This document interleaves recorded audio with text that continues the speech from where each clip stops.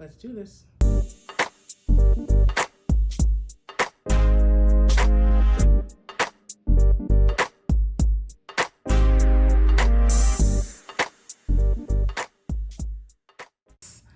I'm back, baby. Welcome back to my channel. It is your girl, the Plush Mommy. I am Plush and I'm a mommy. That is why I have that name. This is not an episode of anything. This is just me talking to you.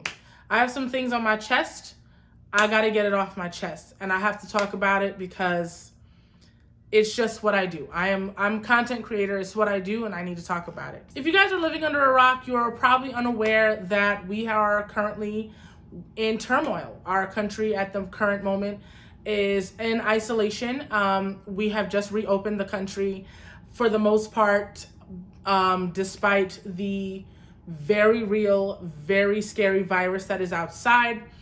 And we are also currently having national protests across the nation and in some parts of in other countries around the world, protesting the death of George Floyd.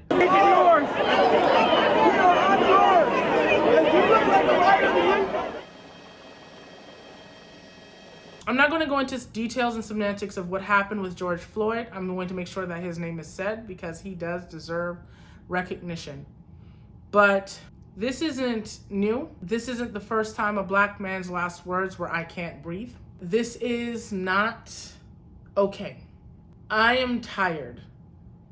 I am tired of seeing this on my screens. I am tired of having to reiterate to people that we as black people deserve to live to see the courtroom. I am tired of having to remind people that our lives matter.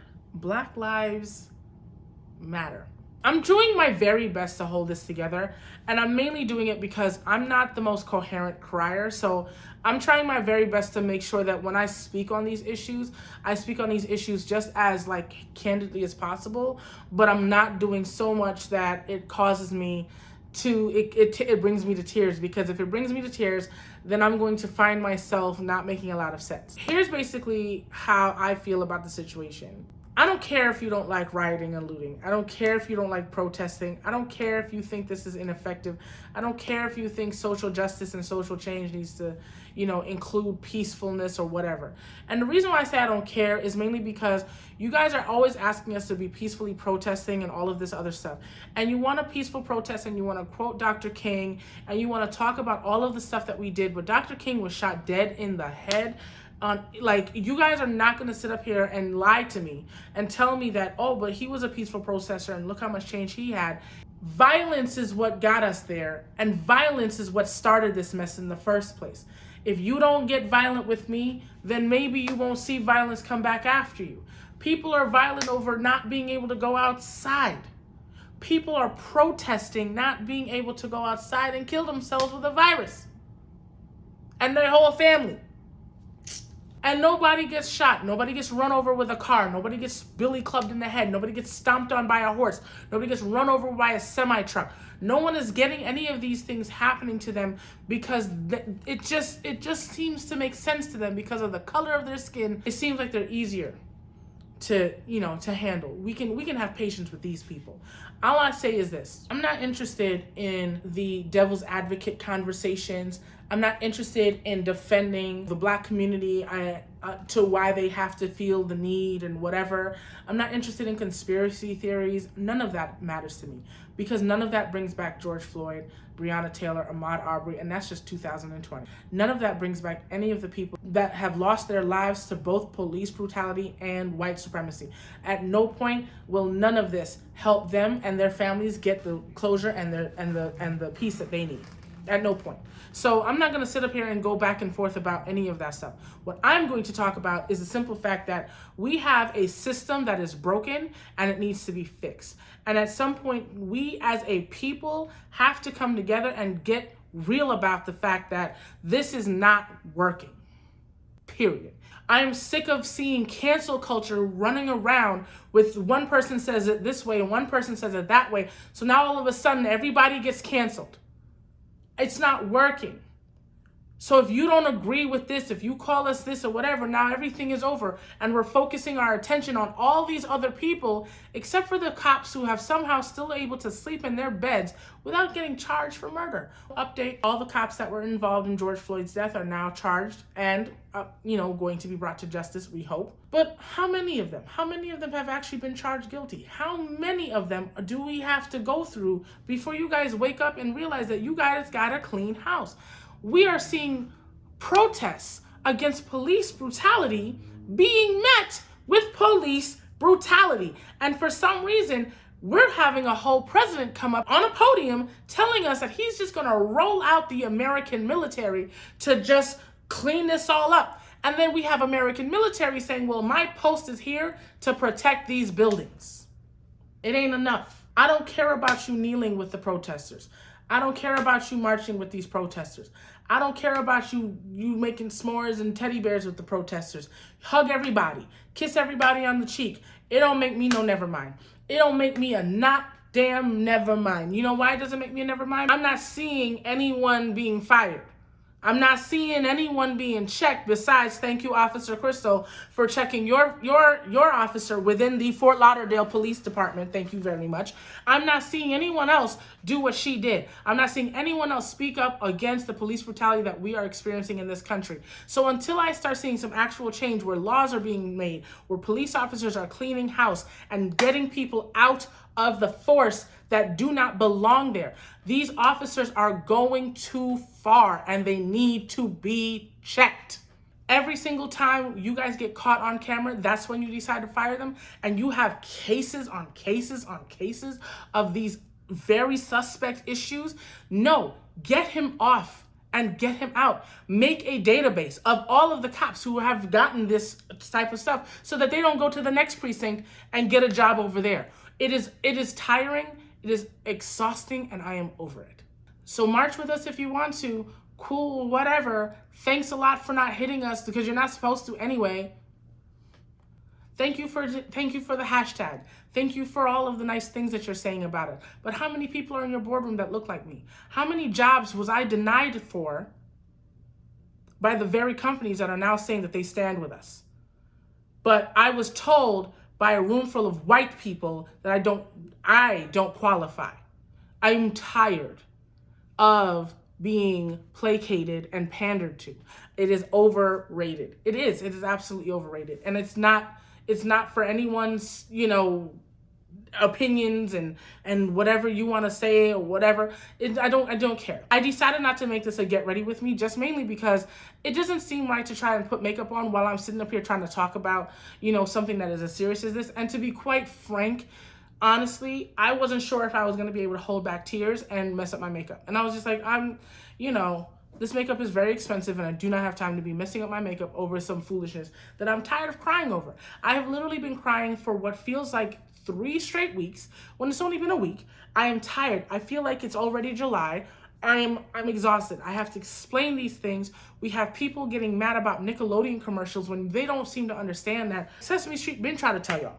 Like, this is real, and this is real for a lot of us, and this is real for us every day, and people are making a mockery of the madness, and people are profiting off our pain, and honestly, it's just like, you guys really just don't understand. It's only going to get worse if y'all don't stop this foolishness. It's only going to get worse, and that's not a threat. That's just obvious facts. Like, you guys see it.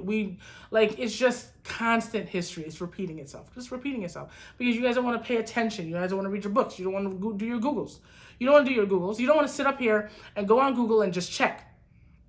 You want to check what's going on. I want all of you to understand that police officers and white people and people in general do not get to be judge, jury, and executioner on the sidewalk. You don't get to use your fear against my skin color to kill me. You don't get to do that. You don't get to use that against me and call that thing, justifiable.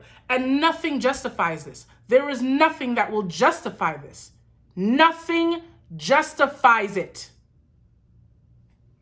I don't think I've ever played this much Sims in my entire life. I have played so much Sims.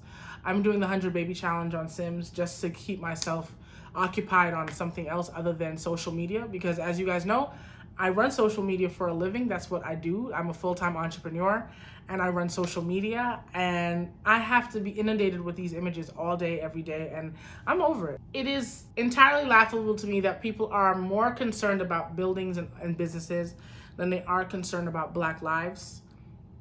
It's entirely laughable to me that we're really worried about Target when Target was just like, we got it, don't worry about it. I need everyone to understand something. Like, you have to have insurance. Here's my thought about this.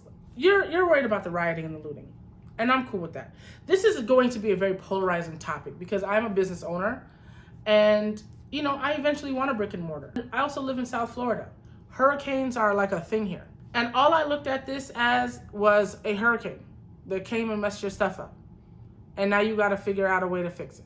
Honestly, I hear you. I hear that you don't want the businesses to be looted. I hear that you don't want the businesses to be rioted. I hear that you feel like we should do it a peaceful way. I hear that you want people to be nice about it. I hear that you want us to all hold hands and kumbaya. I literally saw a video of white people kneeling and giving up their white privilege as if it wasn't a privilege within itself to like literally kneel, to do that and nobody yell at you and cuss you out and like beat you up or whatever. I've literally seen where officers are protecting protesters and then turned around and arrested them. I'm literally seeing all of this stuff and I'm so happy. Like, it's so great. It's so beautiful. It's so nice. Kumbaya, my lord. Kumbaya. Great stuff. I'm totally for it. But I'm not going to villainize these protesters. I'm not going to villainize the ones that are doing the rioting and all of that stuff. I'm not villainizing those people who are doing the rioting for the purposes of this protest. And I say it that way. I have to delineate that because there are officers instigating the violence. There are officers, there are white people going into these protests and instigating the violence to create havoc and mayhem within the protests and make the violence start on their own.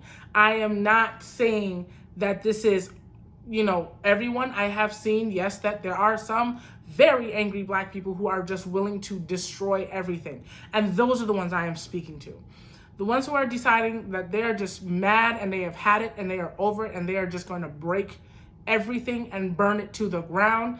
Honestly, brother, I can't say that you're wrong. I can't. I cannot sit on this camera and look anyone in the eye and sit there and be like, that is wrong, because I understand that is pain. This is pain from Emmett Till. This is pain from Trayvon Martin. This is pain from Reconstruction. This is pain from Jim Crow. This is not just pain from Ahmaud. This is not pain from Breonna. This is not pain from George. This is pain for Ferguson. This is pain from Oscar Grant. This is pain for the exonerated 5. This is so much pain, and we are tired, and we just want to break shit. And honestly, I get it.